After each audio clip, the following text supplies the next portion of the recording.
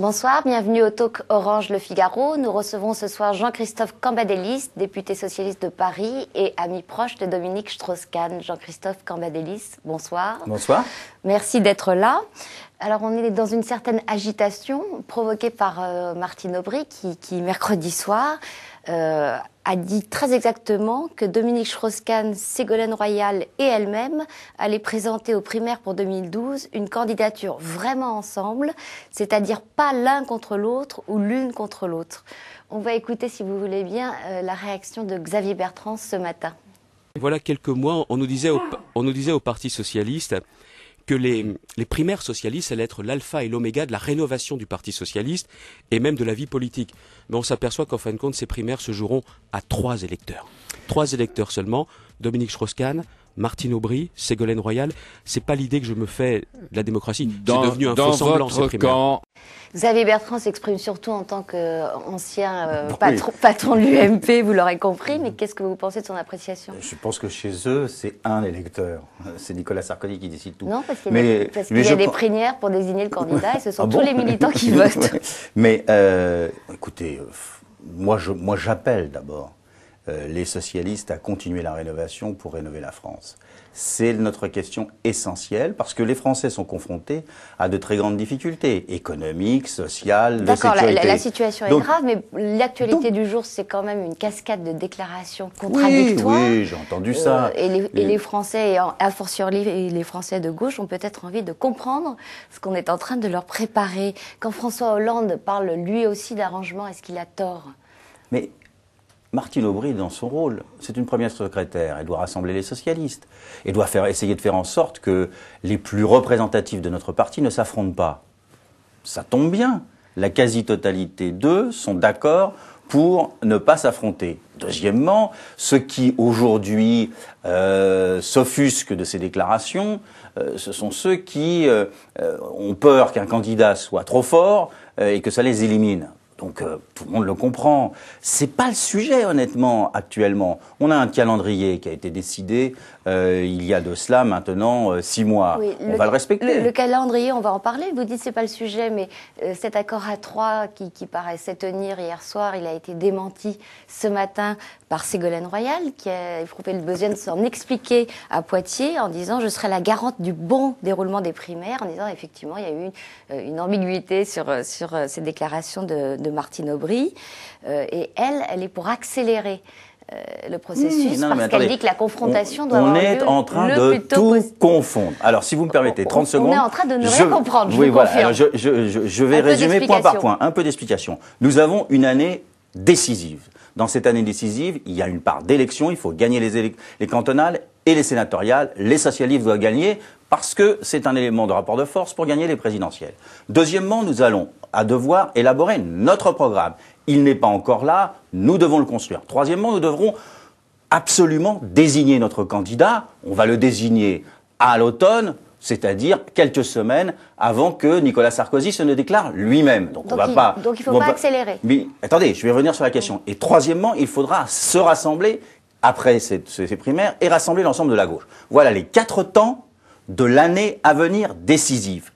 Pour les primaires, il faut accélérer leur mise en forme. Ça, c'est juste. Et c'est ce que dit Ségolène Royal. C'est-à-dire qu'il faut vous prévenir. Non, elle dit qu'il faut le plus tôt possible la confrontation entre Nicolas Sarkozy, qui est déjà en campagne, et un candidat du PS qui n'est pas encore désigné. La confrontation. C'est ce qu'elle dit mot à mot. La confrontation, on l'a tous les jours entre les socialistes et l'ensemble de la droite qui n'est pas en aussi bonne situation qu'on veut bien le dire.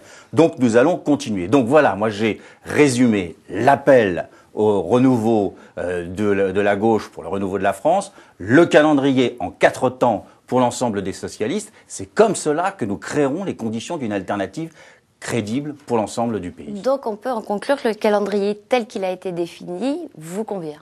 Le calendrier tel qu'il a été défini est le meilleur calendrier pour gagner. D'accord. Alors Dominique Strauss-Kahn, en parlant de calendrier, a déclaré dans Stern le 18 novembre qu'il accomplirait son mandat jusqu'au bout à la tête du FMI et le terme de ce mandat se situe en 2012. Quand on l'interroge en France, il se garde bien d'évoquer une date quelconque. Alors est-ce que Dominique Strauss-Kahn a un discours pour la France et un pour le reste du monde? Non mais écoutez, Quand on l'interroge en France, on veut savoir absolument s'il a une idée dans la tête ou une autre. Et il dit, à juste raison, que quand les Français le plébiscitent, il en est content. Mais quand on l'interroge à l'étranger, surtout dans le moment présent, qu'est-ce qui se passe? Nous sommes dans une phase où il y a une crise financière majeure. Qu'est-ce que l'on dirait si Dominique Strauss-Kahn disait il y a une crise financière majeure, l'euro est chahuté, il faut une nouvelle stabilité monétaire internationale, mais moi je m'occupe des élections présidentielles en France. Non, il a tout à fait raison, il est tout à son travail. Donc on peut dire aux Allemands, je resterai jusqu'en 2012. Mais il n'a pas dit le contraire en France. Et aux Français, rien du tout. Mais il dit aux Français tout simplement que ça lui plaît, ça l'intéresse quand on l'interpelle, mais qu'il est à son travail. Et quand il est à l'étranger, il dit « je suis à mon travail ». Et je crois qu'il faudrait être naïf ou mal intentionné que aujourd'hui, dans la situation économique qui traverse le monde, essayer d'obliger Dominique Strauss-Kahn à prendre une décision trop rapide. Mais sérieusement, étant donné son niveau actuel et le rang qu'il occupe et les fonctions qu'il occupe, est-ce que vous le voyez débattre et participer aux primaires comme n'importe quel autre candidat, débattre avec un Benoît Hamon, un Manuel Valls, qui sans faire injure à leurs compétences n'ont quand même pas atteint le même niveau de responsabilité? Si vous me permettez de le paraphraser, il a dit sur une chaîne de radio qu'il n'y avait aucune raison qu'il se singularise, tant sur le calendrier que sur le reste. Donc je suppose que ce qui n'est pas le cas et qu'on ne peut pas préjuger de sa décision, mais je suppose que si c'était le cas, il se plierait aux décisions du Parti socialiste d'avoir des primaires. Vous considérez que l'élaboration du projet est une priorité? En 1997, Dominique Strauss-Kahn avait apporté 2 contributions majeures au projet socialiste, c'était les 35 heures et les emplois jeunes. Quand vous-même souhaitez des propositions réalistes et de gauche, pour reprendre une formule que vous avez employée, est-ce que vous faites référence à ces 2 précédents ? Oui, je fais référence à ces 2 précédents, mais je ne dis pas pour autant qu'il faut reproduire ces 2 précédents. Nous sommes dans une toute autre période économique.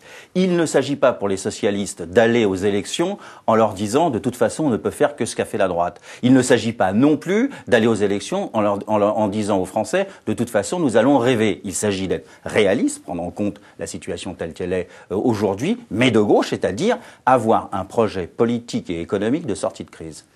Est-ce que vous imaginez un compromis possible sur plein de domaines, pour ne prendre que l'exemple des retraites, entre une Martine Aubry qui a fini par dire on restaurera l'âge de départ à la retraite à 60 ans, et un Strauss-Kahn qui disait il ne faut pas faire des 60 ans un tabou.